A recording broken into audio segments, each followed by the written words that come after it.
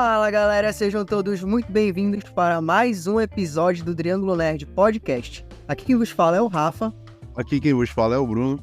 E hoje, prosseguindo um episódio que lançamos já há algum tempo aqui no podcast, vamos completar os nossos comentários sobre Jujutsu Kaisen, mais especificamente o recente arco do incidente em Shibuya, da temporada 2. Então, vamos lá.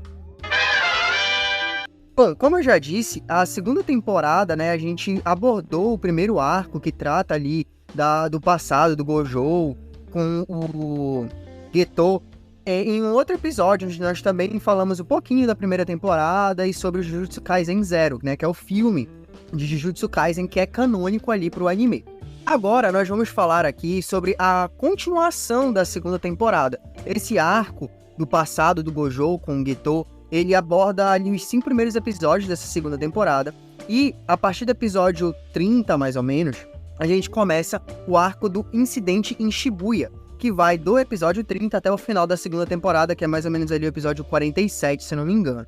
Esse arco, ele começou a ser lançado aqui no Brasil no dia 31 de agosto e terminou já quase aí no finalzinho do ano de 2023. Mas bom, o arco, ele basicamente trata do seguinte, e aqui, gente, eu vou fazer o meu melhor para conseguir explicar a loucura que foi esse arco. E lembrando também, e falaremos aqui com spoilers, beleza? Então, se você não terminou de assistir ainda esse arco, ou não assistiu nada dele, continue aqui por sua conta e risco, beleza?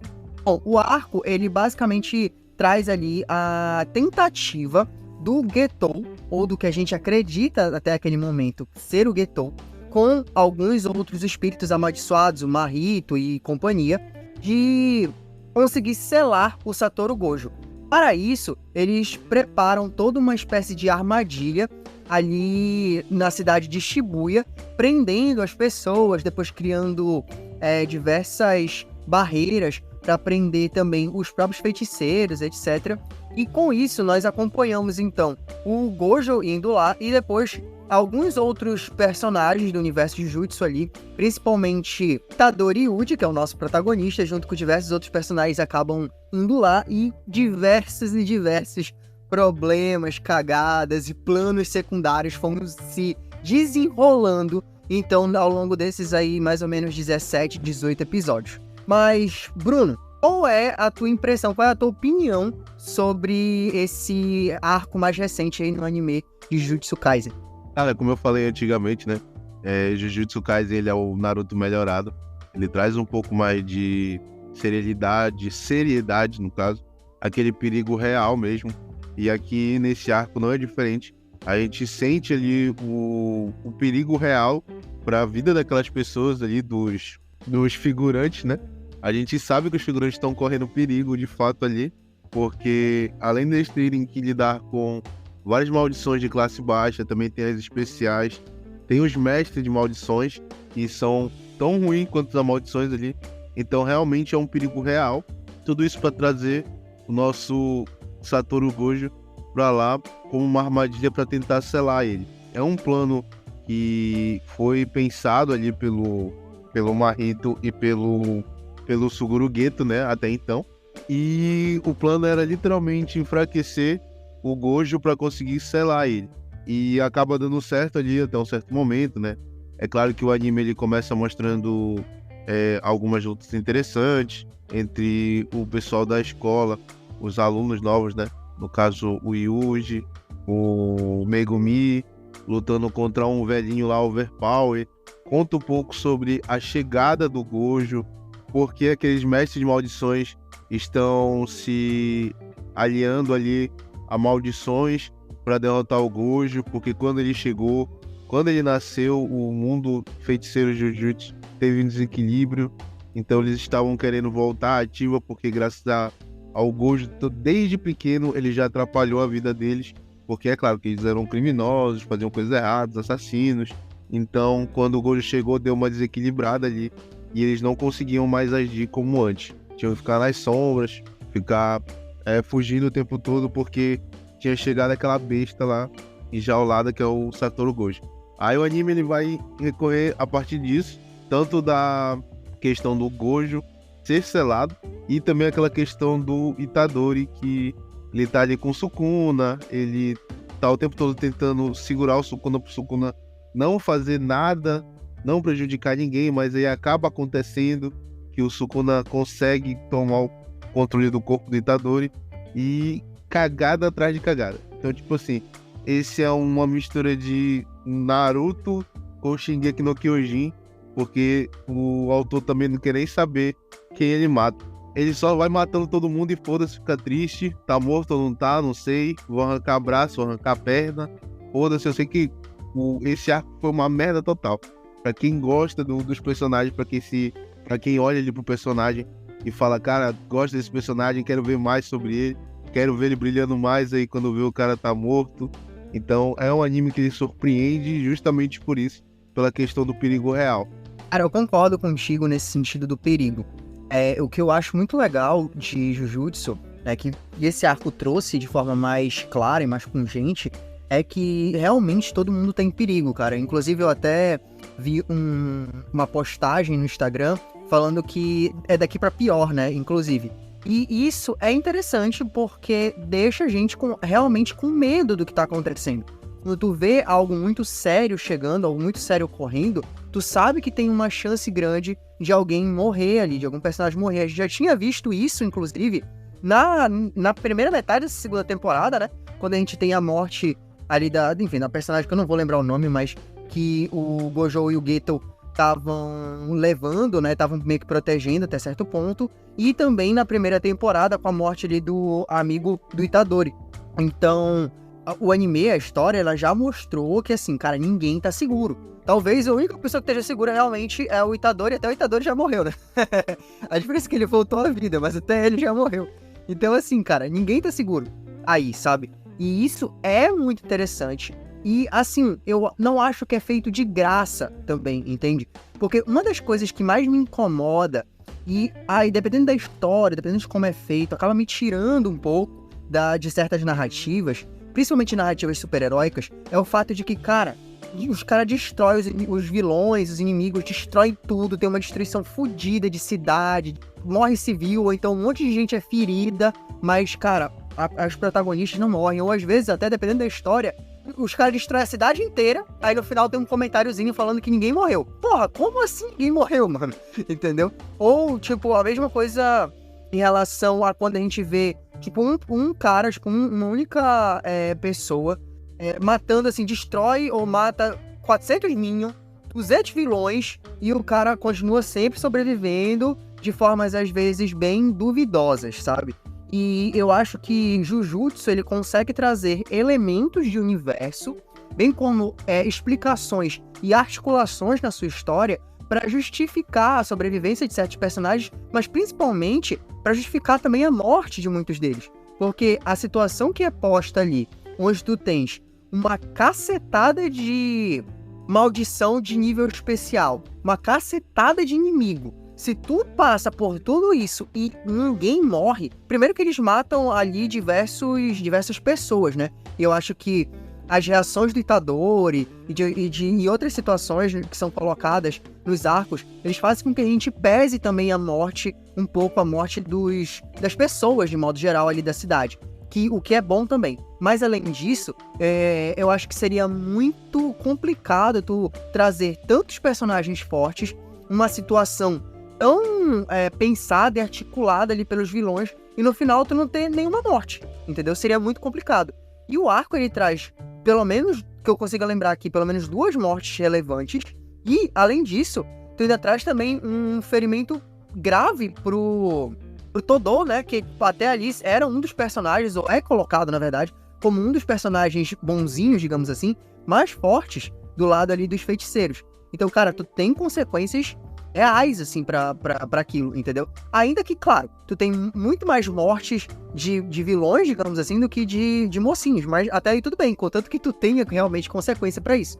E isso, cara, é muito bom. É muito bom, tu fica o anime inteiro, né, no caso, a temporada inteira é apreensivo, sabe, durante o arco ali. Cada luta, tu fica com uma ansiedade, sabe, com aquela expectativa de, mano, será mesmo que vão matar esse personagem? Porque tu sabe que realmente existe essa possibilidade.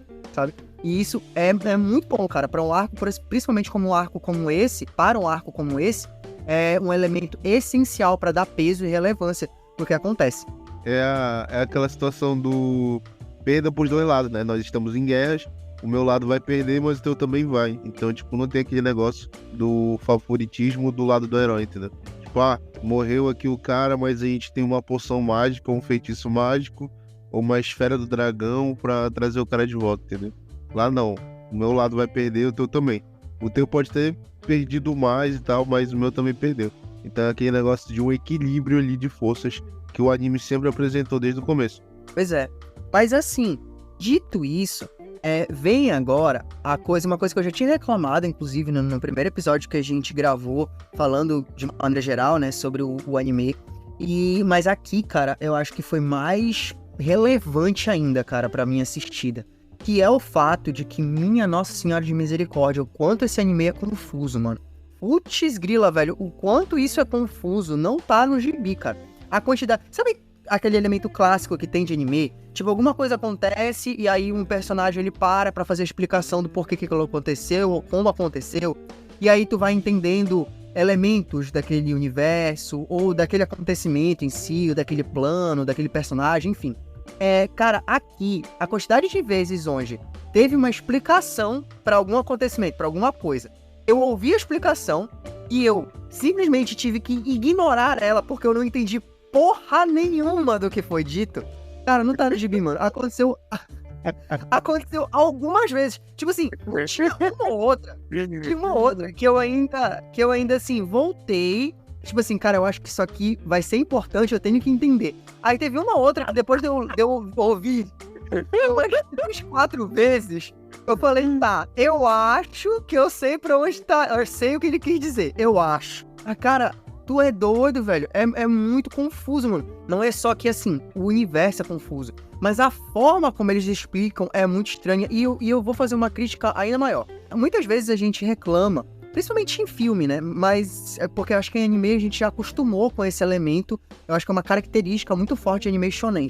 Mas, ainda assim, em certo nível, dependendo de como é feito, às vezes incomoda o fato de que tem algo acontecendo e tu para uma luta, tu para uma situação relevante, urgente ali, pra fazer uma explicação, pra dar um flashback, alguma coisa assim.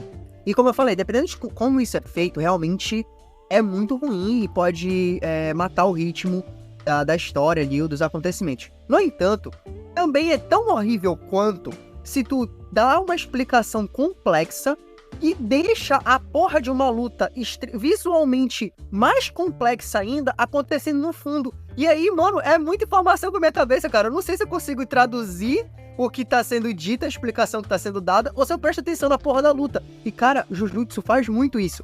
A explicação vai sendo dada de acordo com que a luta vai passando. Só que, cara, é um monte de informação visual, com um monte de informação escrita, e aí eu termino aquele trecho e eu não entendi nem o que foi escrito, nem o que aconteceu na luta. Aí, porra, bicho, olha, tem umas horas que é foda, mano. Tem umas horas que realmente foi complicado. Eu vou dar um exemplo específico, que é quando vão explicar o porquê que porque tem um momento ali, pra quem tá nos ouvindo, né, e tem que o personagem, que o espírito do pai do Megumi, que foi morto justamente lá na primeira história que é contada nos 5 primeiros episódios, né, da segunda temporada, ele é colocado, o espírito dele é colocado ali num cara, né, num mestre de maldições. E aí ele acaba tomando o controle do corpo desse cara, e isso não era pra acontecer. Mano, tem um certo ponto, aliás, tem 2 momentos. Um inicial, onde eles dão uma explicadinha meio que rápida ali, sobre mais ou menos por que isso teria acontecido. Aí isso eu ainda até consegui entender. Só que depois, ele explica, eu acho que meio por que o cara tomou o controle total do corpo por que o espírito do cara tomou o controle total do corpo do mestre de maldições, algo assim. Mano, eu ouvi aquilo, terminou de explicar, eu falei, tá, segue o jogo. Porque eu não entendi porra nenhuma, mano. Não entendi nada do que foi dito ali. E eu vou morrer sem entender o porquê cacete aquele cara conseguiu tomar o controle do corpo. Eu acho, inclusive, que Jujutsu é um prato cheio pra galera que faz vídeo explicado no YouTube, assim. Qualquer pessoa que quer abrir um canal no YouTube só explicando Jujutsu, mano, esse cara vai ficar rico. Porque o que vai ter de gente tendo que assistir vídeo pra entender as porra das explicações mal dadas desse anime, não tá no... Mas isso é verdade, cara. Ele tem realmente esse problema. Tem essa questão que tu falou, tem a questão de quando o Megumi faz o ritual ali, fica meio subentendido, né? São dois feiticeiros para enfrentar uma Marrogara, que é tipo um Shikigami, o Shikigami Supremo, né? E o Sukuna chega ali, não quer que o Megumi morra ainda, né? E acaba, porque ele apresenta um certo interesse pelo Megumi, que depois é explicado lá na frente, e ele enfrenta o Marrogara lá, o Magohara, sei lá, o Shikigami Supremo. Ele enfrenta o Shikigami Supremo e nessa ocasião ele derrota. Aí eu não entendi se por ele ter derrotado o Shikigami, o Megumi ganhou os poderes ou não. Porque até onde eu sei, o acordo é que seria os dois feiticeiros que estavam fazendo o ritual. Então, se ele derrotou ele e o Megumi não fez parte, né? Nenhum dos dois fez parte, então ele não conseguiu esse poder. Aí eu também fiquei assim, será que foi ou não? Não sei. Tô esperando pra ver. E isso, cara, tipo, é muita coisa mal explicada, mal feita. Não é nem mal feita, eu acho que é aquela questão mesmo de cultura, entendeu? Tipo, você quer uma coisa cultural do Japão, é uma situação que a gente entende aqui pelo nosso folclore, pelas nossas lendas, e pra vocês fica um pouco mais difícil. Acho que é isso. Nesse caso, eu acho que ele não conseguiu os poderes porque os Shikigamis, né, enfim, que os espíritos, né, que ele usa, ele tem que dominar esses espíritos. Então, como ele não dominou, ou como tu falou, né, nem ele, nem a outra pessoa que tava ali quando ele começou o ritual, conseguiram dominar o espírito, então acho que ele não consegue utilizar o espírito, entendeu? Agora, a minha pergunta é, se mataram o espírito, tem como refazer o ritual? Porque assim, uma coisa que o Megumi fala, em certo ponto, é que quando os Shikigamis dele são destruídos, ele não consegue reutilizar. Ele consegue meio que fundir partes ali dos que morreram com os que ele ainda usa, mas ele não consegue reutilizar os que foram destruídos. Então minha pergunta é, será que o Marrogara ainda pode ser dominado ou ele já era agora, não existe mais? Não, e o pior que é isso, tipo, ele vai aparecer depois, lá na frente, entendeu? Então, realmente, isso que tu falou levanta uma questão. Por que ele aparece e se ele volta do mesmo jeito? Entendeu? Então, tipo, já é uma questão a mais ainda lá na frente pra gente discutir essa situação do Shikigami. Cara, agora, enfim, falando, trazendo um pouco dos acontecimentos, né, do arco. Cara, eu acho muito louco, assim, o poder do Gojo, né, cara? Porque, mano, pense numa cena que eu acho muito foda. É quando ele faz ali, ele dá uma expansão do poder dele. Eu não sei, eu acho que não é uma expansão de domínio. Mas ele dá uma expansão do poder dele. E, mano, ele simplesmente esmaga aquele espírito da natureza ali e tal. Mano, que cena, tipo assim, foi tão absurdo e até rápido a forma como ele mata aquele espírito, que eu pensei assim, não, tipo, sei lá, explodiu, ele explodiu ali, mas ele vai, sei lá, se regenerar, vai voltar. E aí, quando aparece lá, eu esqueci o nome também do personagem, mas o carinha lá, o espírito do fogo, olhando assim, Jogo. tipo, perplexo. O jogo, né? E aí, quando ele aparece perplexo, eu falei, mano, caralho, o cara matou, destruiu o espírito assim fácil. Sendo que o Todo e o Itadori juntos se fuderam pra lutar contra esse bicho. Mano, é muito ridículo o nível de poder do Gojo, cara. É muito ridículo. E fora que é muito legal a toda a situação em relação a essa cena, porque, tipo assim, a gente vê que o Gojo, ele é muito forte. Parece que ele, não é nem que ele vai evoluindo, ele vai traçando a luta e achando um caminho de acordo com o poder que ele tem e a quantidade que ele pode usar de poder ali. Então, tipo, a gente vai ver ele quebrando os caras na porrada, mas sempre se preocupando com quem tá ao redor, preocupando com o cenário, entendeu?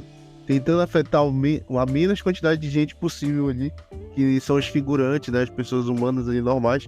Então, tipo, o anime mostra isso, que, tipo, mesmo ele sendo muito foda, e que ele poderia ter derrotado aquele pessoal facilmente se ele usasse todos os poderes, ele se conteve para não afetar ninguém e trabalhou em cima disso, em cima dessa contenção que ele teve dele mesmo.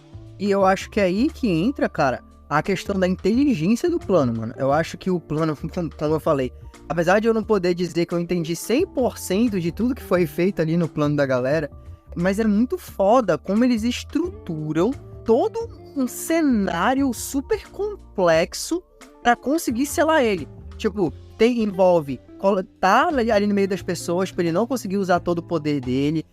Envolve, inclusive, até a forma que os espíritos lutam é diferente, porque eles usam ali alguma coisa meio que pra neutralizar uma parte do poder do Gojo, né? Pra eles conseguirem suportar os golpes, alguma coisa assim. Além disso, também para eles conseguirem se preocupar só com o Gojo, eles colocam várias barreiras para impedir a galera de sair, ou seja, para eles conseguirem ficar para as pessoas ficarem presas lá e o Gojo continuar impedido, né?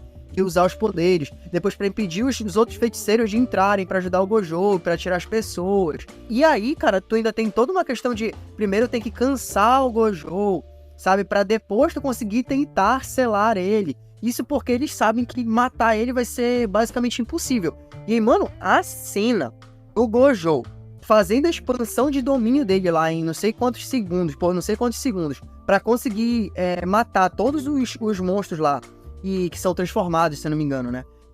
Poupando o máximo de pessoas possível ali naquela situação. Cara, assim, é bizarro. E a rapidez com que o Geto ele age depois disso é o que foi crucial ali, claramente, pro plano, porque se não fosse aquela situação, se não fosse, sei lá, aqueles 2 segundos depois que ele usa a expansão de domínio dele pro Geto agir, eles não iam conseguir fazer o plano dar certo, cara. Então, assim, o plano é realmente muito complexo, porque só assim pra eles conseguirem tancar o Gojo. E o que é, novamente, um elogio pra história do anime. Sabe? Eles colocam aquela regra de tipo, mano, esse cara é muito foda e ele é muito mais foda do que todo mundo. E aí, mesmo assim, o autor, ele consegue criar uma espécie de mecanismo que faça com que esse cara simplesmente não saia vencendo todo mundo à torta direita, de forma que o anime ia ficar chato, que é, por exemplo, algo que eu critico em One Punch Man. Eu acho One Punch Man um anime chato pra cacete, porque a proposta dele é justamente ter um cara que vence todo mundo com um soco. E eu acho isso super chato pra caramba de acompanhar. Mas enfim, talvez seja outro papo. Mas aqui... Cara, não sabia disso. Se eu soubesse disso, nem começar um podcast. Eu assisti metade da primeira temporada e desisti. Meu Deus, cara. E aí, aqui é muito legal eles criarem esse mecanismo para os inimigos conseguirem enfrentar o Gojo, mas ao mesmo tempo ele se manter fiel à lógica que ele criou. Esse cara é muito foda. Então, pra gente conseguir vencer ele, tu precisa criar 1 milhão de limitadores e um plano que tem, tipo assim, 2, 3, 4, 5 segundos pra funcionar. Se não fosse naqueles segundos ali, fudeu-se. O Gojo, ele ia ganhar de todo mundo, velho.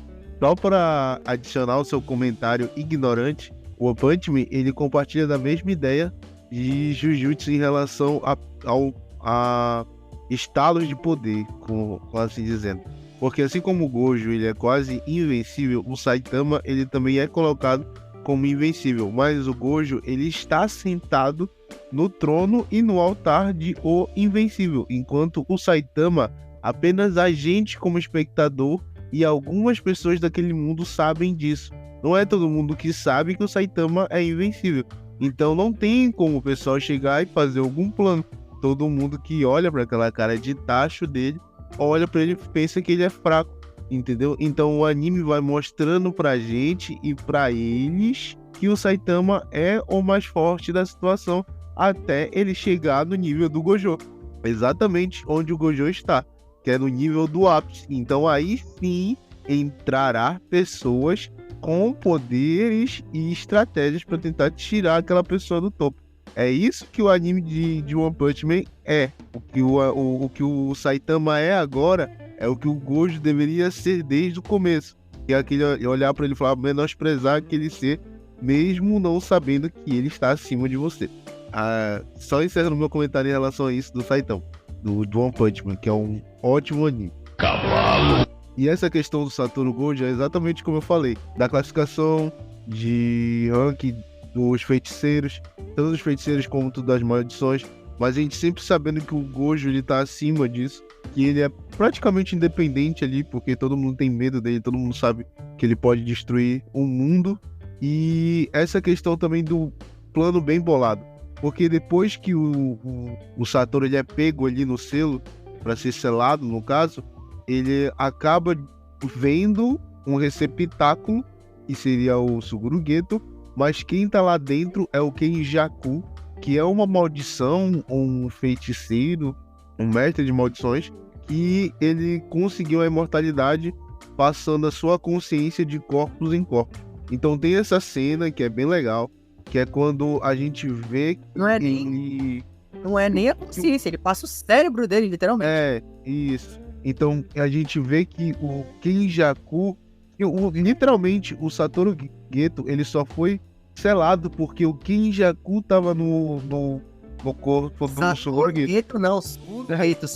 Satoru é o Gojo, pô.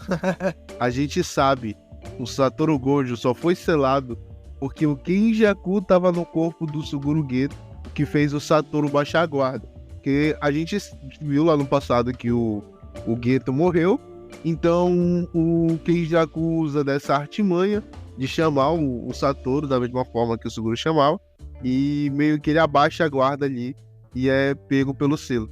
E a gente vê também que tem uma cena muito bonitinha, que o Satoru olha ali e o Kenjaku tenta enganar o Satoru, mas o Satoru não consegue, não acredita. Ele fala, eu sei pra quem eu estou olhando, mas o meu coração, alguma coisa assim, a minha alma diz que você não é você, que não é ele. Aí é até bonitinho, tá? Tem aquela cena lá, tipo, você é tão fofinho, mas é tão triste ao mesmo tempo. Então, tipo, é muito legal isso. De a gente saber que o Satoru ser selado foi várias coisas que tinham que acontecer perfeitamente para que isso acontecesse. Cara, deixa eu te perguntar um negócio. Tu já pensou em ser advogado? Por quê, cara? Porque, mano, a forma como tu cria umas explicações muito loucas e mirabolantes pra defender as coisas que tu gosta, cara, é assim, olha, eu realmente acredito que tu deveria pensar nessa profissão, cara. Considera isso aí seriamente como escolha de carreira, viu? Eu vou entrar de One Punch Man, porque a ideia não é falar sobre One Punch Man. Mas tu gostou? Tu gostou? Ótimo, mas a explicação, assim, é legal ver a tua paixão, entendeu? A explicação eu discordo, mas eu adoro ver tua paixão explicando. Mas, enfim, seguindo aqui para outro ponto, né, do que eu queria destacar, é o acordar do Sukuna. Na verdade, antes do acordar do Sukuna, bora falar da luta ali do Itadori contra Chozo, né? Mano, que lutaça, velho. É muito foda porque é uma luta em um espaço pequeno. Ela começa num espaço um pouquinho mais aberto, mas ainda assim meio reduzido, e já segue bem dali. Mas depois que eles têm que ir pro banheiro, cara, pra lutar, mano, que lutaça, velho. É só isso que eu consigo descrever, que lutaça. Muito bem articulada em relação ao movimento dos personagens, assim, apesar de uma certo nível de confusão visual, consegues entender o que tá acontecendo de uma maneira geral. E a luta, ela é muito bem feita, é física, né? Ela é muito mais física do que de poderes e tal. E ela é tensa, a trilha sonora, que inclusive a trilha sonora de Jujutsu de modo geral e dessa temporada são incríveis, assim, os caras arrebentam em relação à escolha de trilha. E essa aqui é empolgante e tal, é tensa, é uma luta, assim, que te deixa apreensivo. E ela nem é tão demorada também, mas tem até uma certa questão emocional ali, porque o Chozo, ele tá lutando justamente porque o Itadori matou os irmãos dele, né? Na primeira... se matou com razão, mas matou os irmãos dele na primeira temporada e tal. Então, cara, que lutaça. Uma das melhores lutas que eu já assisti, assim, em um anime. Porque é realmente muito, muito foda, cara, essa luta. E assim, seguido dessa luta, né, o Itadori perde, inclusive, o que é surpreendente já por si só. E aí, depois que ele perde, o jogo, ele usa ali os dedos do Sukuna, dá pro Itadori, e o Sukuna acaba acordando, né? E, mano, o que tu achaste, assim, da presença do Sukuna nesse arco? Porque uma coisa que eu até queria dizer é o seguinte, antes, na verdade, de entrar fazer o comentário do Sukuna, é o fato de que, assim, na real, o Itadori, ele é meio que a piadinha de The Big Bang Theory do Indiana Jones, no primeiro filme do Indiana Jones, né? Porque, se tu parar pra pensar, o Itadori, ele não consegue derrotar nenhum vilão. Nenhum vilão é ele que realmente derrota. entendeu? No fim das contas. Eu acho que ali no final, o Mahito ainda é ele que consegue, tipo, terminar de derrotar o Mahito, mas mesmo assim, quem dá o golpe final não é ele, é o Getou. Ou, melhor dizendo, né? É o Getou possuído. Então, cara, no fundo, os vilões, ou é quem mata é o Gojo, ou eles se matam entre si, né? É meio bizarro isso, na verdade, se tu parar pra pensar nesse arco. Mas, enfim, entrando pro Sukuna em si, eu queria saber o que tu achaste, cara, da presença dele, porque aqui acho que foi a primeira vez que a gente realmente viu a extensão do poder dele, né? Porque antes a gente tinha visto ele lutar contra outros personagens mais fracos, ou se controlando, e além disso também, ele tava com menos dedos, né, do corpo dele, então ele tinha menos poder. Agora, cara, assim, o cara, ele some com, sabe Deus quantos quilômetros de cidade, cara, assim, com a expansão de domínio dele. Cara, é bizarro, mano. O que ele faz é bizarro. E assim, parar pra pensar que o Gojo, de repente, pode bater de frente contra ele, tu fica pensando que realmente a gente não viu a capacidade real do Gojo ainda, né? Até agora. É aquela situação, né, cara? Tipo, quando o Sukuna chega, como tu falou, ele já tá com quase todos os dedos dele. Então, o Sukuna, ele impõe o respeito de ser literalmente o vilão dessa obra e bater de frente com o Satoru, né? Não só bater de frente, como ser superior também, provavelmente, em relação a, acho que estratégia, inteligência, deve ser alguma coisa do tipo. Porque a gente sabe do ocorrido, né? Que já foi chorado pelas redes sociais aí, que vai acontecer agora na terceira temporada. Mas assim, o Sukuna, ele chega porque as meninas estão com... Aparecem duas meninas lá que elas queriam recuperar o corpo do Suguru-Geto. E o Sukuna chega e tá elas duas e o jogo. Quando ele chega, ele fala assim, por que vocês estão em pé? Alguma coisa assim que ele fala. Mano, é muito firme essa cena. Porque tipo, as meninas se abaixam assim, com medo, com o cu na mão. E o Gojo já. E o jogo não consegue se abaixar a tempo. E ele corta assim, só a cabecinha do Monte Fuji. O cara é muito lindo essa cena. É o respeito que ele impõe, é o medo que ele impõe e é aquela situação toda. Depois disso ele acaba destruindo todo mundo ali e lutando contra o jogo. Que o jogo oferece a ele pra ele lutar do lado deles e tal, do lado das maldições, pra conquistar o mundo. E o Sukuna, ele fala uma das melhores frases que eu vi em relação a vilão de anime, que é quando ele tá enfrentando o jogo e ele acaba derrotando ele, fala pra ele se orgulhar e que ele foi forte, mas não é essa frase. A frase que eu gosto que ele fala é que é tipo assim, cara, você é uma maldição. Cara, você é uma maldição. Você não precisa ligar pras regras e leis deles. Se tu quiser derrotar alguém, destrói tudo e foda-se. Entendeu? Então, tipo, é uma coisa que é lindo. Porque é realmente isso que o Sukuna faz. Ele brinca, ele chega àquela parte lá que o Gojo vai soltar... O Gojo já. Que o jogo vai soltar uma bola de fogo nele. Aí tá o Panda, 2 feiticeiros e mais 2 mestres de maldições. Aí o Sukuna literalmente para no meio dos caras e fala assim, vocês só podem sair daqui quando eu mandar. Se vocês mexerem um músculo, eu mato vocês. Mano, é muito linda essa cena. Porque, tipo, a gente vê ali o medo e o respeito que o personagem tem. É a mesma coisa que a gente vê o Satoru ali, entendeu? Então, tipo, são dois lados do vilão super foda e do herói super foda. Porque, literalmente, eles estão em pé de igualdade ali em questão de respeito. Porque se fosse o Satoru ali falando a mesma coisa, as pessoas iam fazer exatamente igual. Então, tipo, tem aquele negócio de esses dois são rival um do outro, entendeu? Não tem como medir, não tem lugar. A gente coloca o Sukuna lá em cima e o Satoru lá do lado dele. E é isso. É muito lindo o respeito que ele impõe nessa entrada dele. Cara, e aquela história lá do universo, ele se equilibra, né? A existência do Gojo, ela precisava de um contraponto maligno. E aí eu acho que o acordar do Sukuna, ele vem justamente pra trazer, né? Claro, assim, dentro das circunstâncias que foram, não ocorre de uma maneira natural, mas eu diria que é uma forma do destino do universo ali na história do anime, equilibrar as coisas. se tu tem um poder absurdo de um lado, tu também tem que ter do outro. As coisas, elas precisam estar equilibradas de uma forma ou de outra, entendeu? E assim, cara, eu acho, enfim, de modo geral, que o arco, ele é muito bom no sentido de ritmo. Cara, tem toda hora tem alguma coisa acontecendo. Como a gente falou aqui, a gente trouxe alguns dos acontecimentos, né?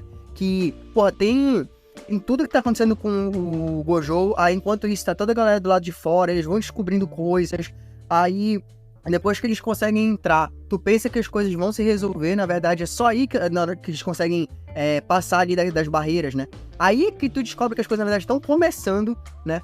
Aí, tipo, tu tem diversos tipos de lutas, tu tem, por exemplo, nesse caso, só o Itadori, por exemplo, pô, ele luta pra caralho, ele consegue entrar, depois que ele consegue entrar, ele tem, acho que alguns combates lá, entra no subsolo, luta contra o Choso, perde o Sukuna na corda, aí depois ele volta a si, vai atrás lá do Gojo de novo.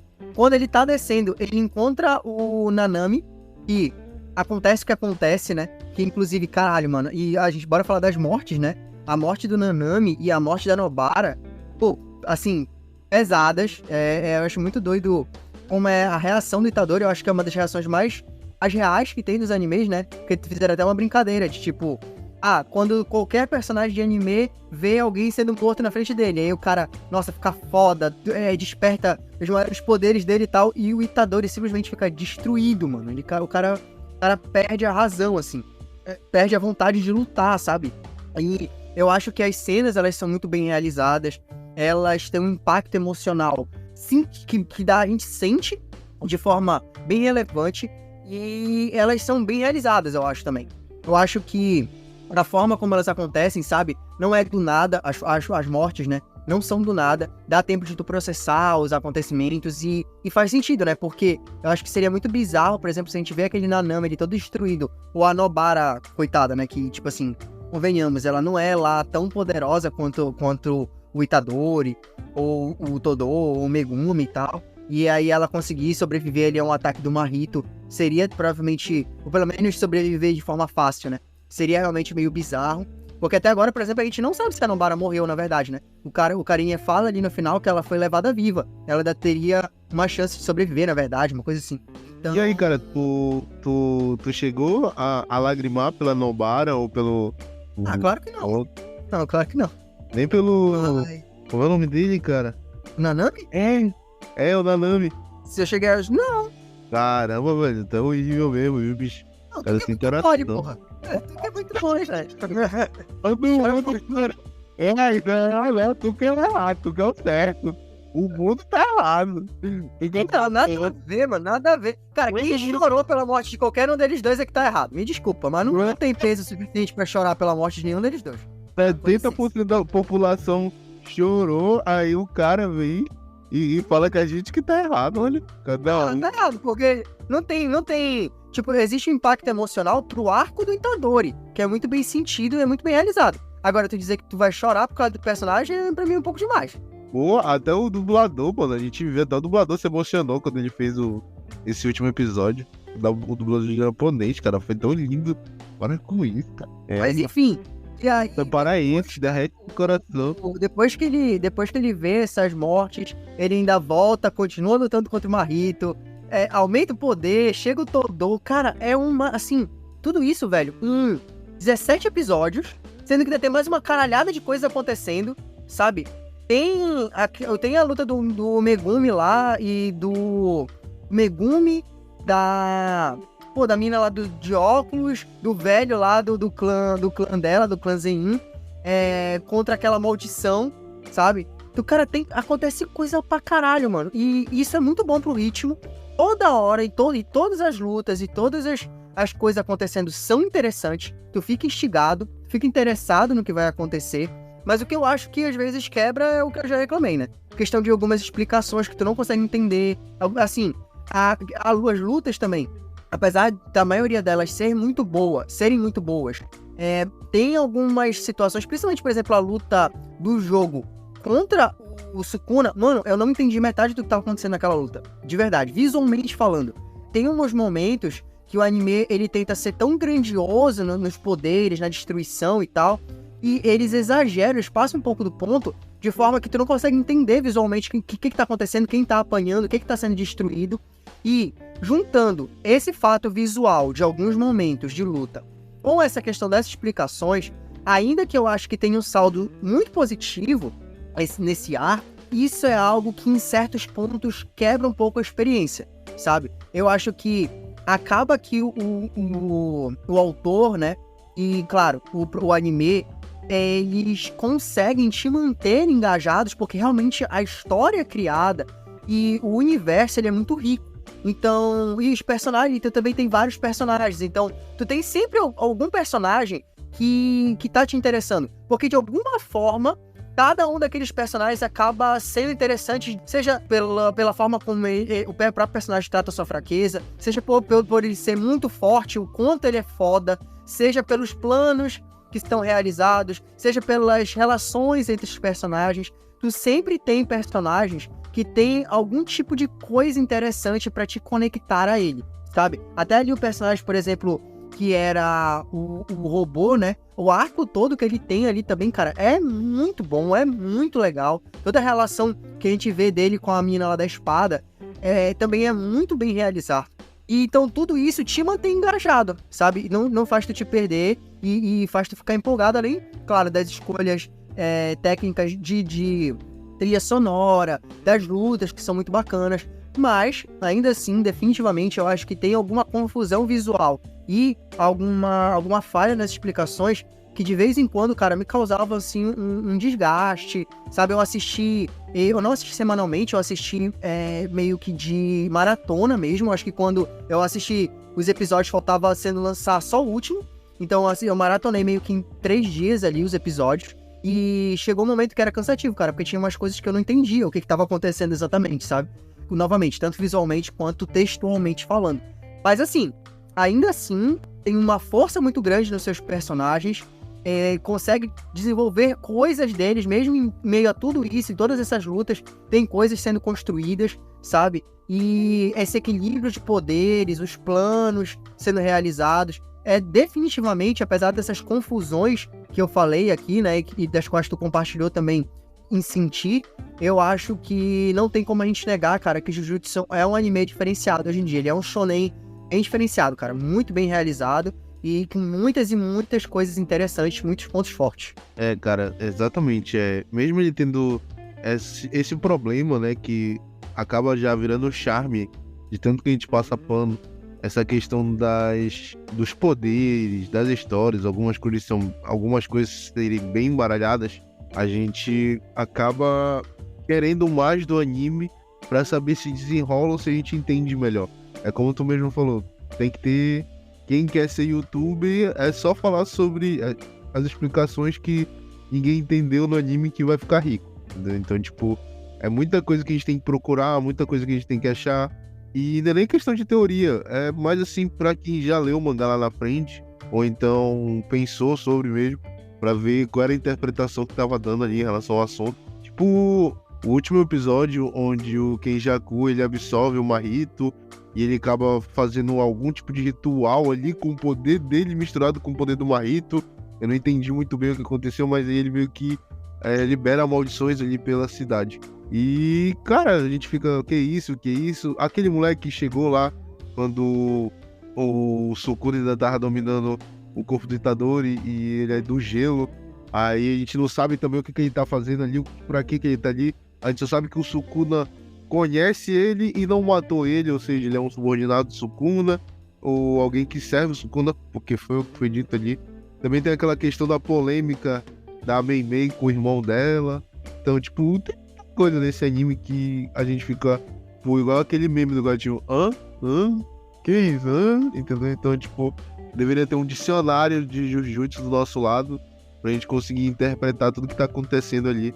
Mas o pouco que a gente entende é muito bom, então é isso que deixa o anime viciante. Bom, cara, então caminhando para o nosso encerramento, eu vou dar minha nota aqui. Para esse arco do incidente em Shibuya, a minha nota é 8,5.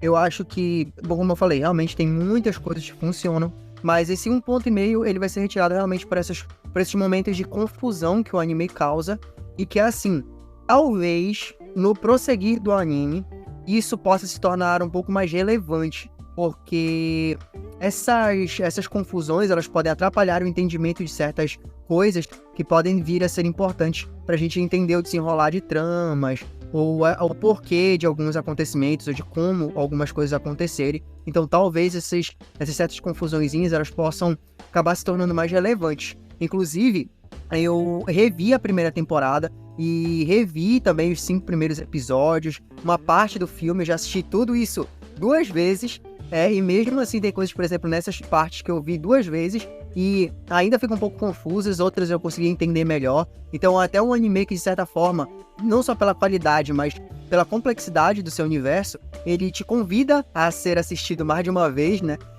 Mas enfim, esse é um ponto meio realmente eu vou tirar por essa certa dificuldade. Não sei se eu sou burro, cara, ou se o anime que é complexo, mas o ponto foi complexo pra mim e eu vou tirar um pontinho e meio disso, mas ainda continua sendo muito, muito bom. Eu vou dar nota 9, eu gosto muito. Mesmo tendo esses probleminhas aí que a gente falou, é um anime muito bom. A gente fica viciado, realmente, dá vontade de assistir de novo. Eu acho que eu já vi só o filme umas 3 vezes. Então, vou assistir de novo antes da próxima temporada. E é isso, cara. Um anime maravilhoso. É um anime que aproxima a gente da realidade, se aquele universo existisse. Não tem medo de matar ninguém, não tem medo de baixas pra nenhum dos lados. E é isso. Então é isso, galera. Mais um episódio do Triângulo Nerd Podcast vai chegando ao seu final. A gente fez o nosso melhor aqui pra conseguir falar dessa segunda parte dessa temporada, né? Porque, cara, realmente acontece coisa pra cacete. E eu tenho certeza que a gente acabou ainda deixando de falar de algum acontecimento importante ou algum desenvolvimento importante, mas se a gente for falar de tudo que acontece após desse arco, cara, porra, vai ser 2h30 de episódio e simplesmente fica inviável.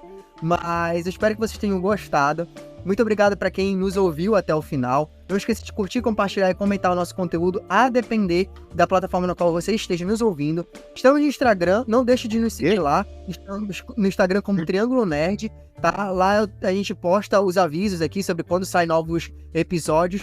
E já postei, inclusive, no dia 20, que é a data de gravação desse podcast, uma crítica escrita lá. Eu vou tentar começar a colocar alguns outros conteúdos lá no Instagram também de coisas, de produções que a gente não comentar aqui no podcast, então nos sigam por lá. E então é isso, fica aqui o meu abraço e até a próxima. É isso aí, galera, um grande abraço e até a próxima. E Rafa, eu tenho uma pergunta pra te fazer.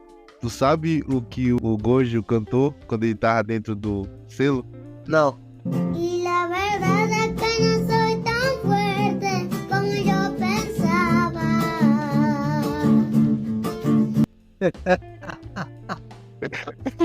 Ah, meu Deus. Mano. Caralho, o nome do protagonista me fugiu da cabeça, mano. Qual é o nome do protagonista, Bruno? Yuji. Sayuji? O Yuji o quê? Como é o nome do protagonista, Yuji? Itadori. Yuji Itadori. Isso, caralho. Itadori, porra.